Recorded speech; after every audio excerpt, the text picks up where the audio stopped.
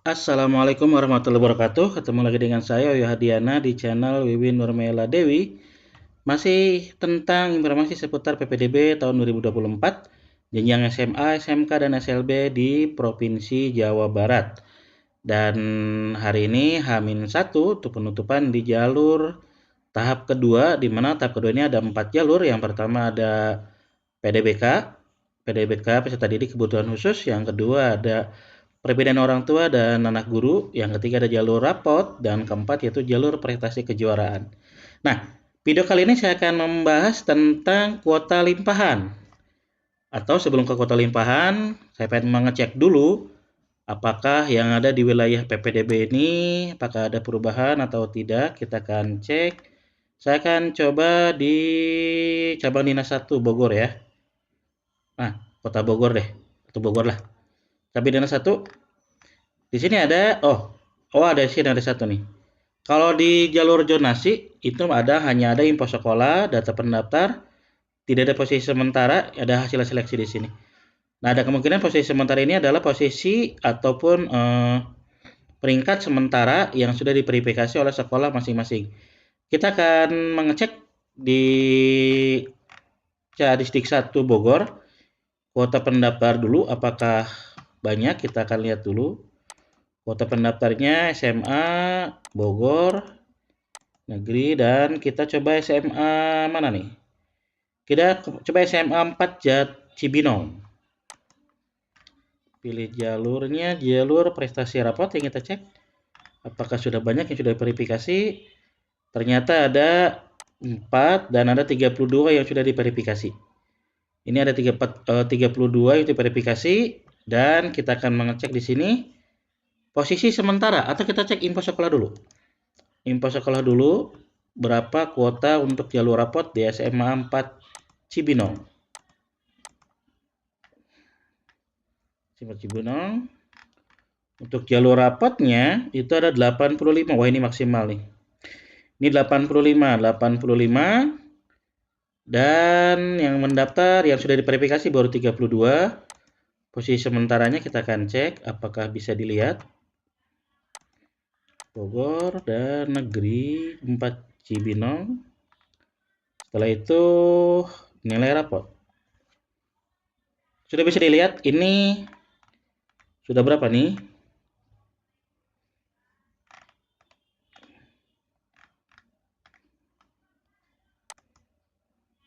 Kok udah banyak ya? Sudah 85.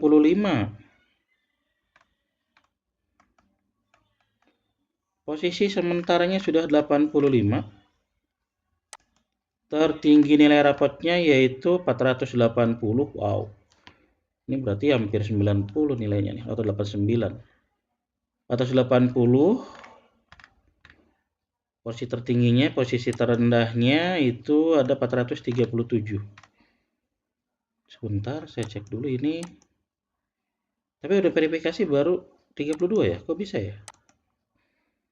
Apakah ada yang salah? 442, ini 480 atas nama Rumaisa Satipa Afifah.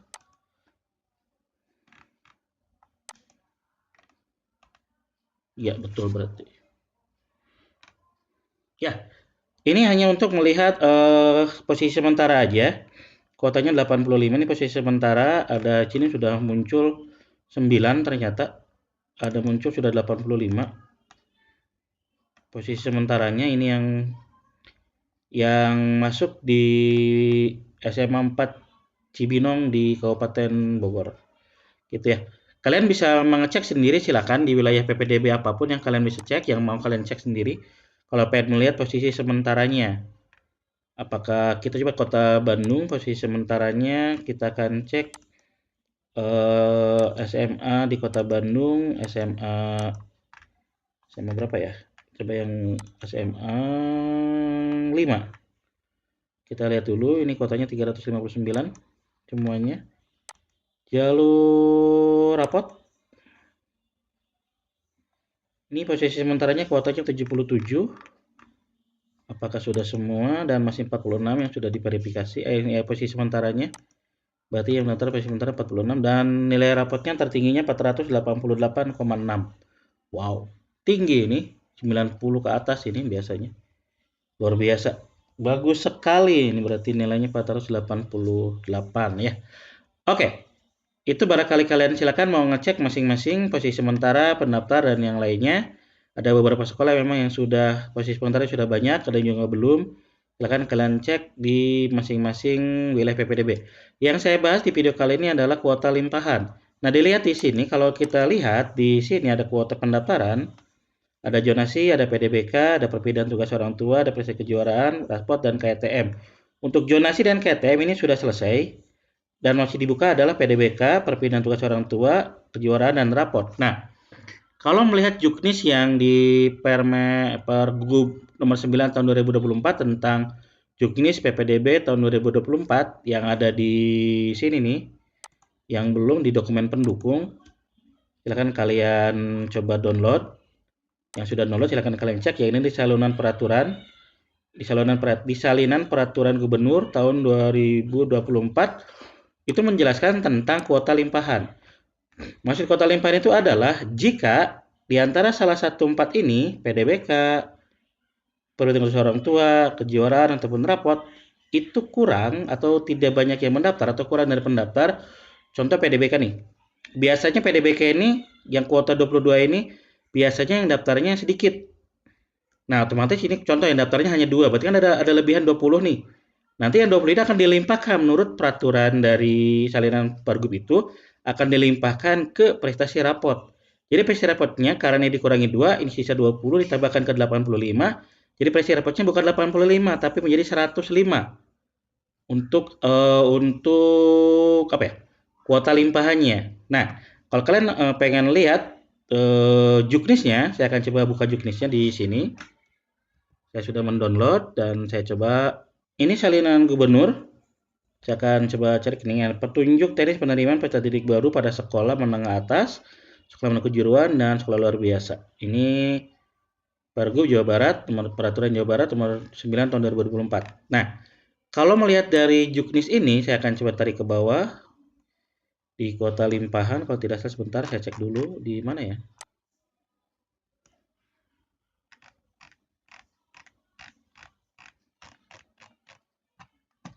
Sebentar.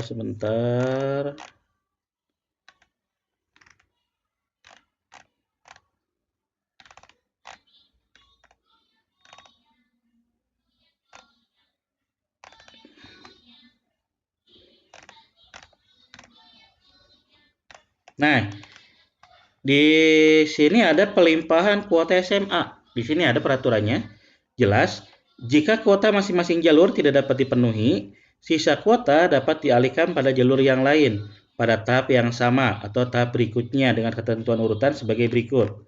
Yang tahap 1 nih, jika jalur privasi KTM tidak terpenuhi, maka kuota limpahkan ke jalur zonasi yang kemarin ya. Sebaliknya sampai ke batas kuota sama. Nah, jika dari hasil pelimpah jalur privasi KTM tidak terpenuhi, kuota limpahkan jalur zonasi dan sebaliknya masih terdapat sisa kuota tidak terpenuhi, maka jalur zonasi tersebut dilimpahkan ke tahap 2 pada jalur penilaian raport. Contoh gini, di tahap 1 ada kasus seperti ini. Di tahap 1 itu dia diterima di zonasi itu pilihan kedua.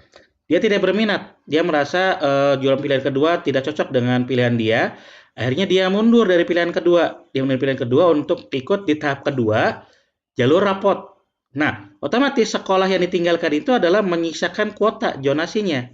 Zonasi tersebut ya, yang tadinya seharusnya full jadi berkurang, entah itu 1 atau 2. Nah, lebihannya itu kalau menurut peraturan di sini, ini akan dialihkan atau dilimpahkan kepada prestasi nilai rapot. Tadi kayak SMA 3 Bandung kan nilai rapotnya nilai rapotnya kuotanya 85. Nanti akan mendapat limpahan dari zonasi yang kemarinnya mundur gitu. Seperti itu ya. Jadi akan nambah. Nah, makanya jangan kaget jika nanti pada saat melihat pengumuman jalur zonasinya yang seharusnya 85 menjadi 100 berapa gitu ya. Ini kasus seperti itu kalau di zonasi. Nah, sekarang di tahap kedua ada 4 nih. Jika jalur privasi PDBK tidak terpenuhi, kuota dilimpahkan ke jalur prestasi nilai rapot. Ada kemungkinan PDBK tidak banyak yang mendaftar. Mungkin tidak Dari kuota 22 mungkin yang mendaftar hanya 5 atau 3 atau berapa gitulah.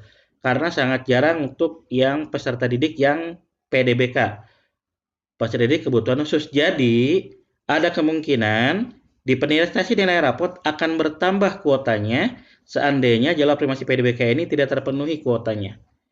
Tadi di SMA 5 Bandung 8 seperti yang ini nih, dia PDBK-nya 22. Nah, rapotnya 85.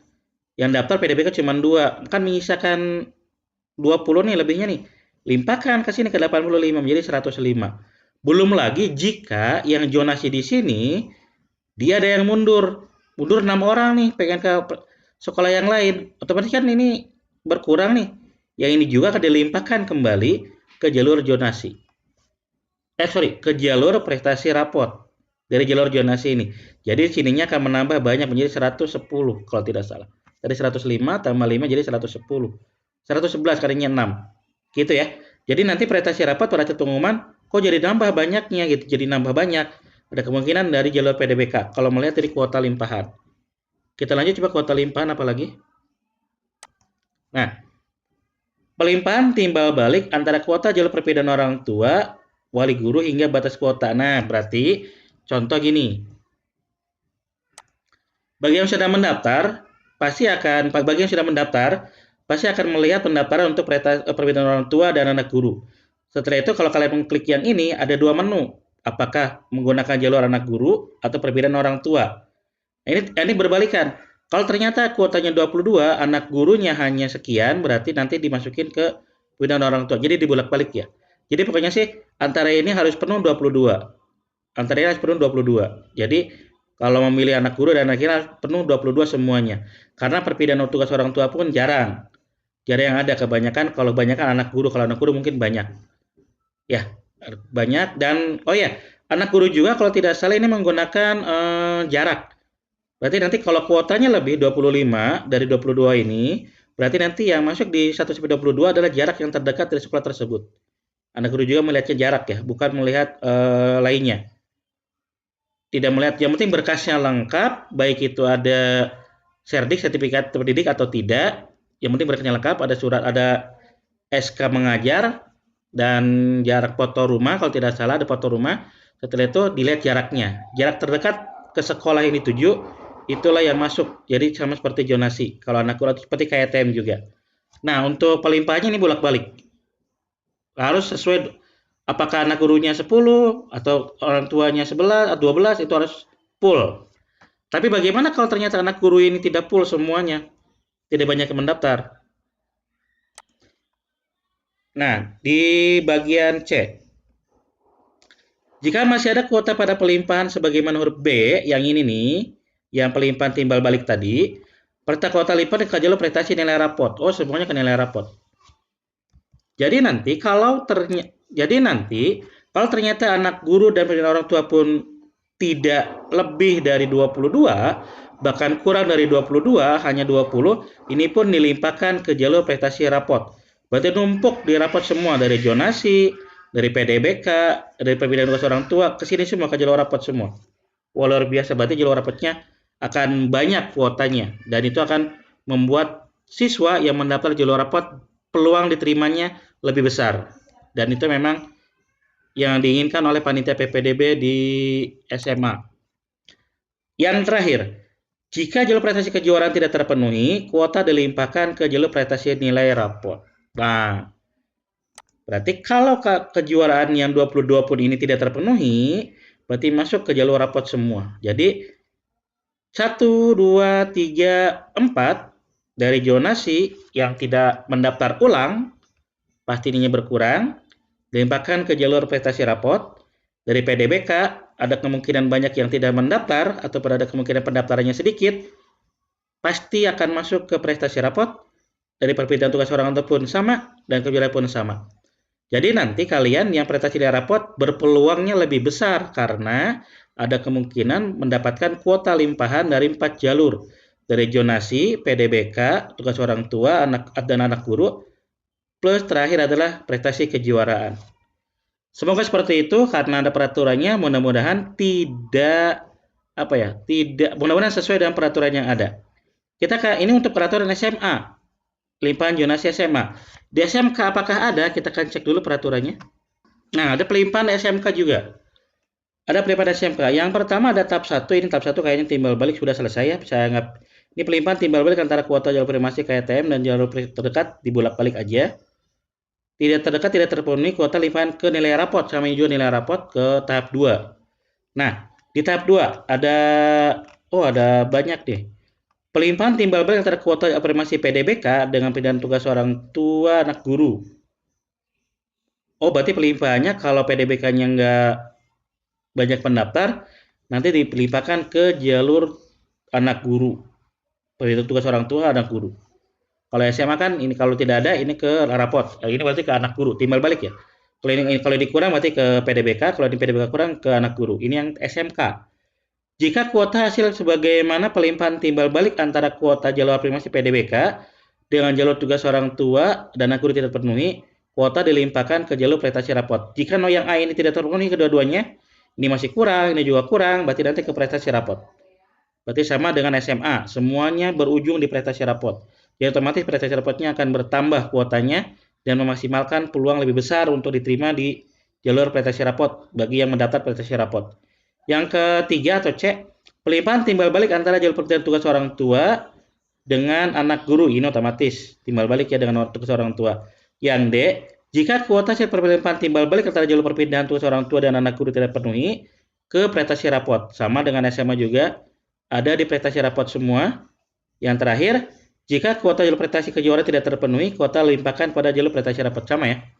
Ujung-ujungnya prestasi rapot. Ujung-ujungnya di prestasi rapot. Jika tidak terpenuhi semuanya, berarti akan dilimpahkan ke prestasi rapot. Itu untuk kuota pelimpahan.